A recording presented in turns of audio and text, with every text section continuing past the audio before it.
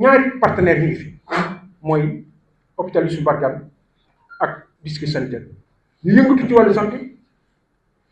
protocole bi ñu doon wax sànq ñu wax ko si 4 domaines la benn bi santé la dañ ko jagleel parce que xam nañ ne am na solo ci dëkk bi te boobu li ñu ci gën a actuellement li ñuy liggéey parce que bu ñu ko signé bëgg nañ gën jaa néew pôle mère enfant bu hôpital Youssou Mbargane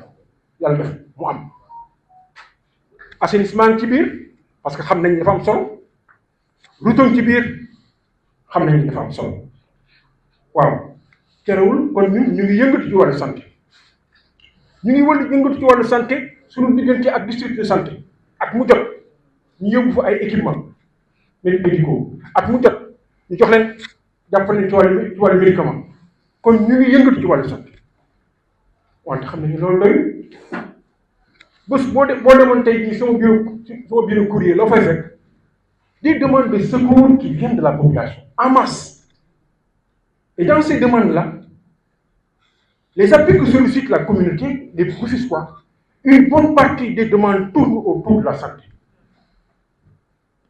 Il y a 12 mois on a voulu encadrer davantage ces demandes en exigeant que le certificat d'indigence en fasse partie,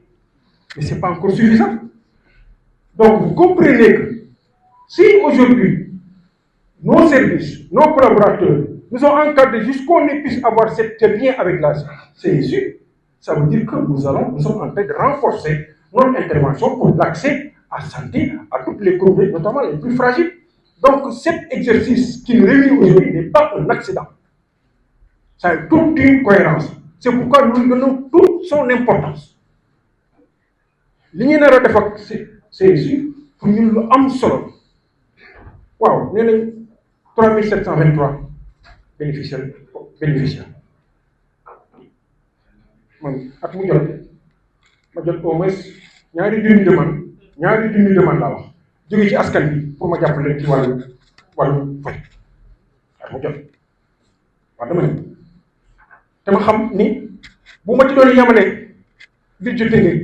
mën naa am sax loolu du tere waaw kon instrument bu mel nii vous permettre ma adresser réellement les couches vulnérables c'est essentiel mu permettre aussi ma assurer une prise en charge au moins de 80% par rapport aux structures publiques wala même par rapport aux pharmacies privées de 50%. Mais c'est un instrument qui est extrêmement important et qui vient à son heure et qui nous permet ñu egsi maintenant pour compléter les autres dimensions par rapport à la santé. Nous avons commencé par les dimensions les plus lointaines, mais cette fois-ci, on va aller au cœur de la santé, au cœur du capital humain en tant que tel. C'est pourquoi, monsieur le directeur général, je ne vais pas être très long, mais je salue l'opportunité qui nous est offerte aujourd'hui, qu'on va aller vers cette signature. Je voudrais aussi signaler que j'apprécie beaucoup, et sûrement nous allons apprécier certaines des innovations que vous êtes en train d'introduire au niveau de la CSU, notamment par rapport à la digitalisation, le croisement des banques de données, ça c'est important. Notamment aussi à travers d'autres mécanismes pour trouver des financements plus endogènes, c'est possible. Cet instrument est tellement important qu'il est possible que d'autres acteurs communautaires et ainsi de suite contribuent à son financement. Ça va élargir encore son efficacité. Notamment aussi à travers la question des collectivités territoriales, la question de la territorialisation. Je le disais tantôt que la CSU, c'est, oui, conçu au niveau national, mais jeexital, c'est au niveau local. Jeexital, pertinence, c'est au niveau local. Donc, il y a un maillon extrêmement important qui se nomme collectivité territoriale. Vous ignorez, la proximité peut être beaucoup plus garantie. Vous y excès, bénéficiaires, vous y excès, surtout si on le fait de façon transparente. Et ça, c'est la règle de ce que nous sommes en train de faire ici. Vous installez le comité de pilotage. Nous ci war a bokk yëpp nañ ci dugg nañ ko saytu comme ni ñu ko waxee sànq dorkat yomb na wante toppatoo ba nga xam ne bu bëggee faju la faju bu demee ñu mën a informer CSU donc loolu yëpp am na ci solo kon jàpp nañ ni lii ñuy dugg tey en 2026 lu am solo la jox nañ ko jël jox ko importance c'est le lieu pour moi aussi de féliciter la CSU qui dès l'entame a manifesté toute la confiance à mes collaborateurs qui dès l'entame a été solidaire avec toute la préparation de cet événement. Cet événement est un acte important, ce n'est pas uniquement un acte administratif, mais c'est un acte qui montre notre engagement commun à refuser l'exclusion, notre engagement commun à faire appel à une ville plus solidaire,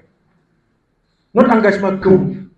à faire de la justice sociale, à faire de l'accès à la santé un droit, une possibilité. Donc, c'est sur ces mots que je voulais terminer mon propos, mais sans vraiment saluer et remercier tous ceux qui sont venus témoigner avec nous de cet événement, en leur disant aussi que ce qu'on y espère, c'est qu'au sortir de cela, que vous soyez aussi nos ambassadeurs auprès de différentes communautés que vous êtes censés représenter, pour nous permettre, durant ces 2 prochains mois, de faire un enrôlement efficace, pertinent, transparent et vraiment très pertinent au grand bénéfice de nos populations, des populations de cette chère ville de Rufisque. Je vais terminer par là mon propos en continuant à prier pour vous, à prier aussi pour le directeur général, qui est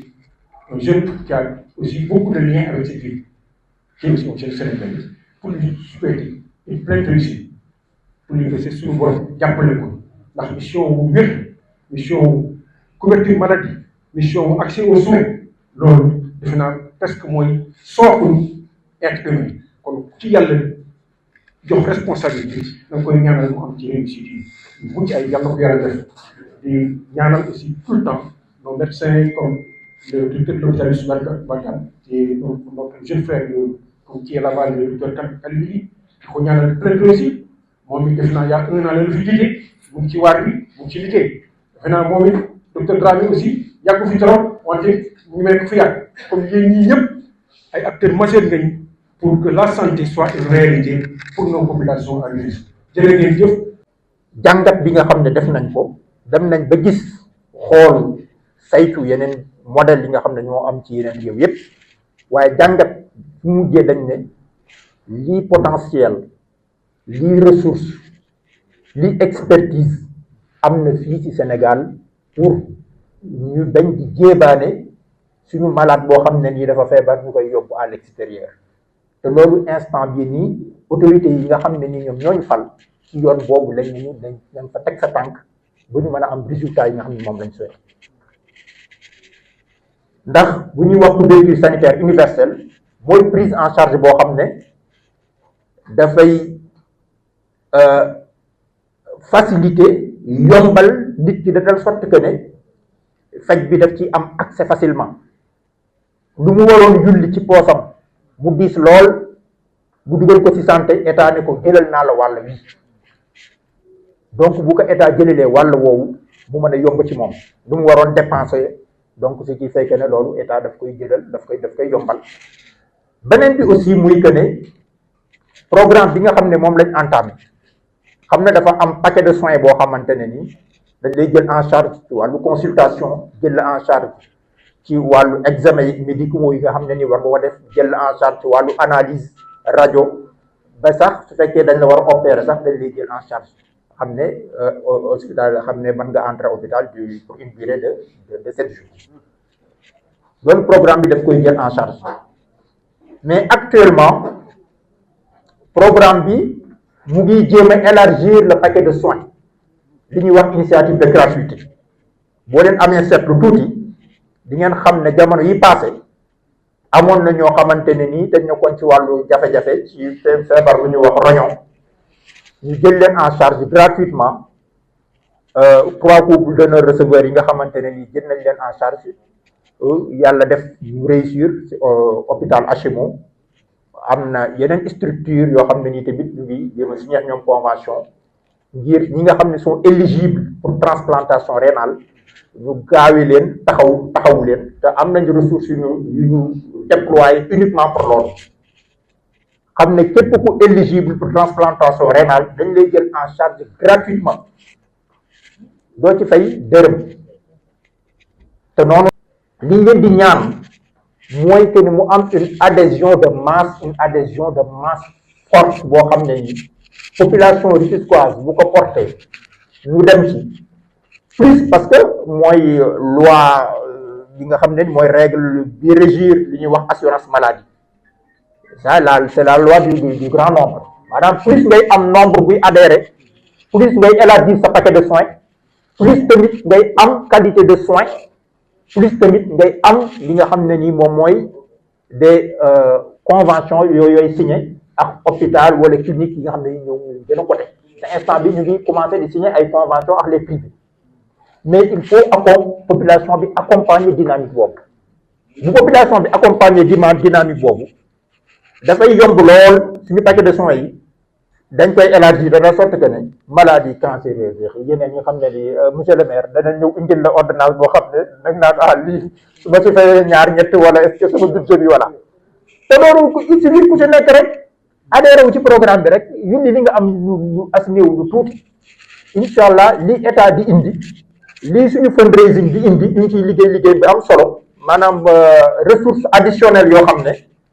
en dehors de état bi li muy indi ressources yooyu faneen lay jógee yeneen entreprise yooyu ñu mobiliser ko dajale ko boole ko ci ngir mën a avancer mën a solutionner problème yi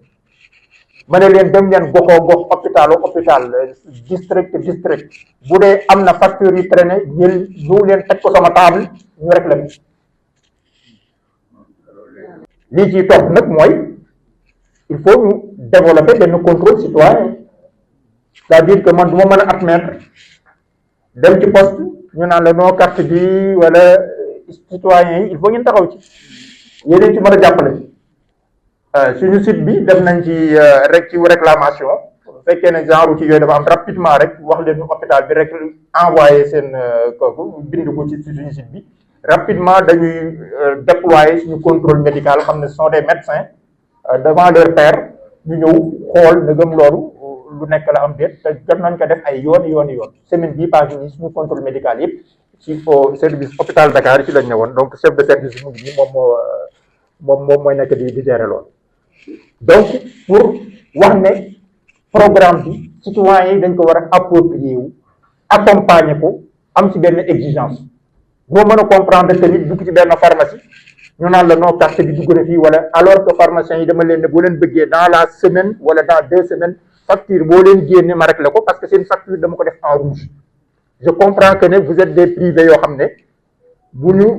leen amalee facture 2 mois kii rek da ngeen di commencer sonn donc seen facture yi boo leen bëggee ñu réglé ko par semaine wala par 2 semaines wala par amul problème ci yéen la def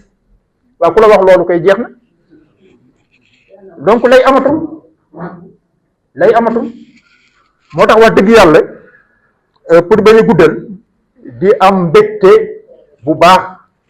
ci ni événement yi déroulé ma ne c'est un acte fort c'est un signal boo xam ne nii monsieur le maire moom la lancé pour ñu dugg ci lancement boobu et puis approprié wu li nga xam ne mooy programme bi